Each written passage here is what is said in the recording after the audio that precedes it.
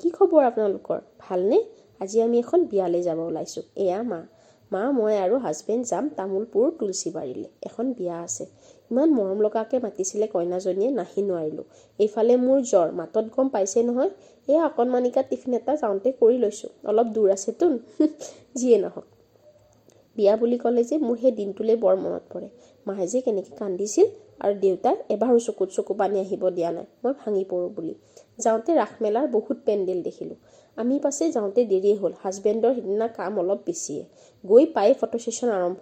কইনাজনীক যে খুব মৰম লগা হৈছিল, সেয়ে আপোনালোককো দেখাই দিছোঁ। গৈ পাইছোঁ, আত্মীয়বিলাকক মাত লগাইছোঁ, ভাত খাইছোঁ আৰু মোৰ গা ইমানেই বেয়া আছিল যে জল্দি গুচি আহিছোঁ।